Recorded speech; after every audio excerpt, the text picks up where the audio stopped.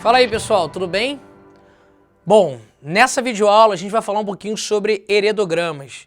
E heredograma é um assunto fundamental para você entender toda a genética clássica, né? Para entender lei de Mendel, herança ligada ao sexo, para entender padrão de herança sanguínea, de tipagem sanguínea, várias questões vão fazer com que você tenha um conhecimento ideal sobre heredogramas. E o que são heredogramas? São representações que, na verdade, me garantem perceber relações de parentesco entre os indivíduos e também conseguem me definir padrões de herança, beleza? Se aquela característica é autossômica, se aquela característica ela é dominante, recessiva, ligada ao X, restrita ao sexo, enfim, são padrões de herança que a gente tem. Beleza? E aí tem essa imagem para você ver como é que a gente consegue representar os indivíduos de uma família num heredograma. Então, por exemplo, não vou ficar aqui perdendo meu tempo com todos não, tá? Isso aí você pode pausar o vídeo, olhar e ver cada um por si. Mas, por exemplo, aqui, ó, eu tenho... Cadê? Aqui, ó. Aqui, por exemplo, lá em cima o quadradinho é o homem, a bolinha é a mulher, o losanguinho aqui é um sexo não especificado. Então, por exemplo, aqui, ó, eu tenho consanguinidade, né, relação entre primos, familiares. Aqui eu tenho gêmeos monozigóticos ou univitelinos, enquanto aqui eu tenho gêmeos dizigóticos ou bivitelinos. Aqui, por exemplo, o indivíduo é portador, mas não irá manifestar a doença. Então ele tem o alelo da doença, mas não é doente. Aqui, por exemplo, é o indivíduo que está buscando o aconselhamento genético. Porque isso aqui a gente pode ver tanto na genética clássica quanto na genética médica. Tudo bem? Então, às vezes, o indivíduo vai lá buscar algum aconselhamento genético no geneticista. E aí a gente marca uma setinha para saber quem é o rapaz dentro da família que está encontrando, né, que está buscando o aconselhamento genético para saber a probabilidade de alguma doença, ou saber o histórico da família dele, enfim. Bom, mais algumas informações aqui, ó, casamento, aqui, ó, heredogramas com gerações e indivíduos numerados, aqui, ó, primeira geração, segunda geração, primeiro, segundo, terceiro indivíduo, enfim, tem alguns exemplos aqui para depois a gente ver lá. O pintado é sempre o afetado, mas lembrando que esse afetado nem sempre é o dominante ou nem sempre é o recessivo. Que o aluno ele vem com essa mania do ensino médio achar que o azinho é sempre o pintado, é sempre o afetado. Mas nem toda herança ela é recessiva. A gente vai ver aqui no decorrer da aula que tem tipos de herança que são autossômicas dominantes, que são ligadas ao sexo dominante. Então não ache que o pintado é sempre o recessivo, é sempre o azinho, porque não é. Tudo bem? Bom, mais uma vez aqui alguns exemplos, para você olhar de novo. Outros exemplos, olha lá, ó. O rapaz que está buscando, né, informação, aborto ou natimorto, olha lá, indivíduo afetado, sexo não identificado, gêmeos monozigóticos, dizigóticos, casamento consanguíneo. Você tem vários ali, várias formas de representar esse heredograma. E a ideia agora é a gente começar a reconhecer os padrões de herança dentro dos heredogramas, porque isso é que de fato vai te ajudar a resolver as questões de uma prova. Então eu tenho primeiro a herança autossômica dominante. Primeiro, o que é uma herança autossômica? A gente tem 46 cromossomos em cada célula. Dos 46, 44 são autossômicos, ou seja, não definem o sexo, e 2 são chamados de sexuais. XX, XY. Então, XX mulher, XY homem. Então, quando a herança é autossômica, eu estou querendo dizer que essa característica está num cromossomo autossômico. E se o homem tem 44 autossômicos e a mulher tem os mesmos 44 autossômicos, a probabilidade de aparecer uma herança autossômica em homens e mulheres é igual. É mais ou menos a mesma. Diferente dos cromossomos sexuais. Se olhar, por exemplo, o cromossomo X, a mulher tem 2 cromossomos X, o homem só tem 1, então vai mudar essa proporção. Se olhar, por exemplo, o cromossomo Y, o homem só ele tem o cromossomo Y. Então não tem como eu esperar observar uma herança que está no cromossomo Y na mulher. Tudo bem?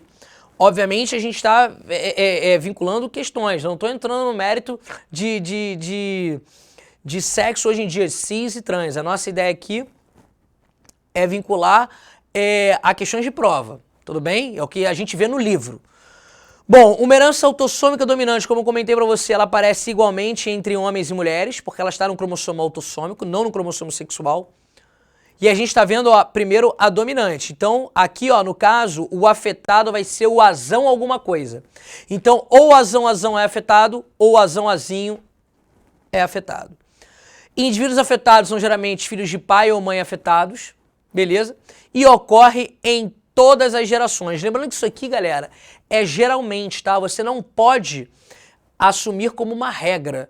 Então, isso aqui são formas de você evidenciar se aquilo é ou não é, ou pelo menos parece ou não uma herança autossômica dominante. Então, vamos ver aqui, ó. Olha esse exemplo aqui. Esse exemplo a gente tem, ó, no caso, o indivíduo 1, aqui segunda geração, terceira geração, quarta geração.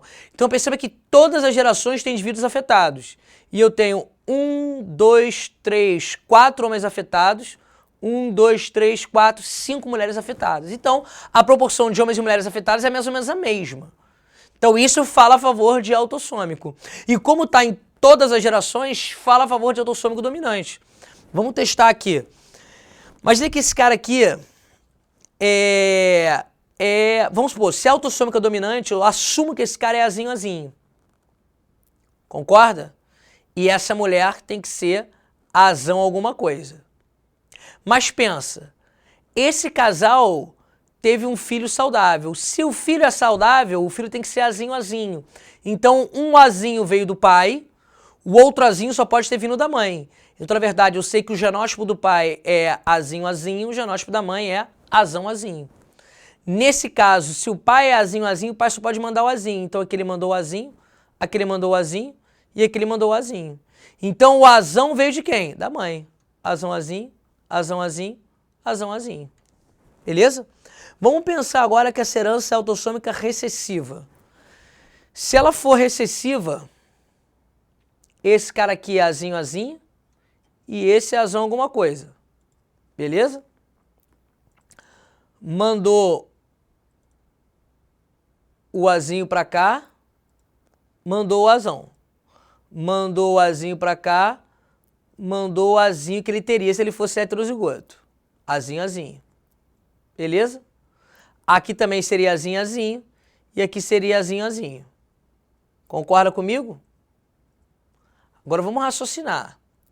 Esse aqui eu não sei o que é. Esse aqui seria azinho. Vai mandar o azinho para cá, vai mandar um azinho para cá. Vai mandar um azinho para cá, um azinho para cá. Então todo mundo aqui tem que ser azinho, concorda? Só que, por que isso aqui não fala a favor de uma herança autossômica recessiva? Como eu falei para você, aparece em todas as gerações. Perceba que aqui, pelo que a gente fez, poderia sim ser autossômica recessiva, pelos nossos... Pelo menos assim, a gente não fez todo o heredograma. Mas do que a gente fez, poderia. Agora, não deveria aparecer em todas as gerações. Não é comum uma herança autossômica recessiva aparecer em todas as gerações. Por isso que isso aqui fala mais a favor de autossômica dominante. A gente vai ver um exemplo depois de autossômica recessiva e vai ver como é que vai ser diferente em relação a esse. Bom, preste atenção agora na autossômica recessiva.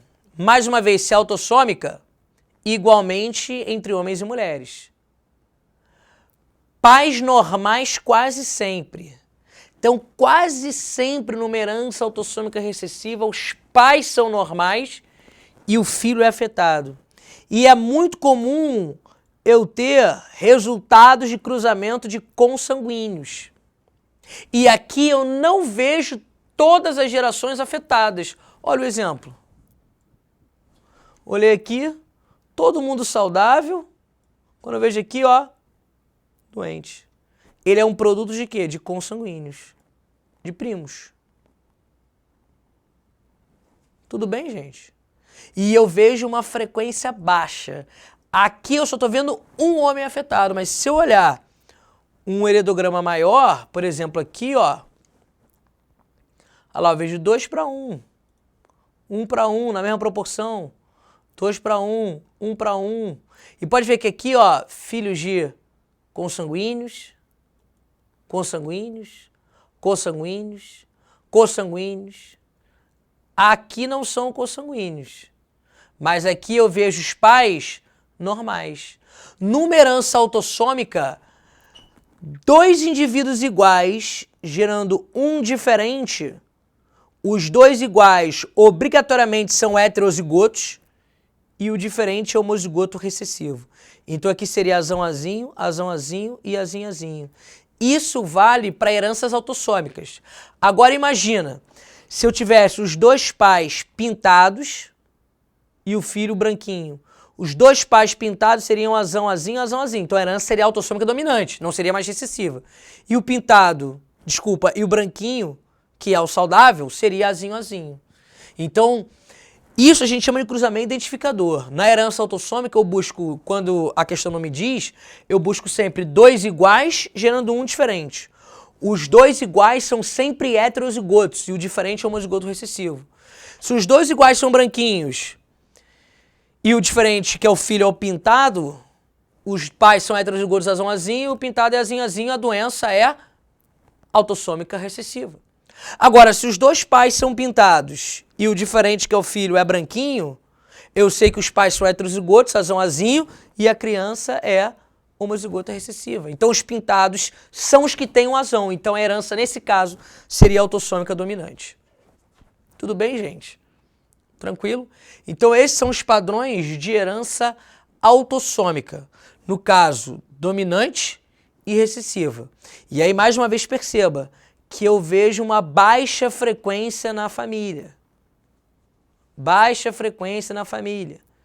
Diferente do padrão de autossômica dominante, que eu vejo homens e mulheres na mesma proporção, mas eu vejo em todas as gerações.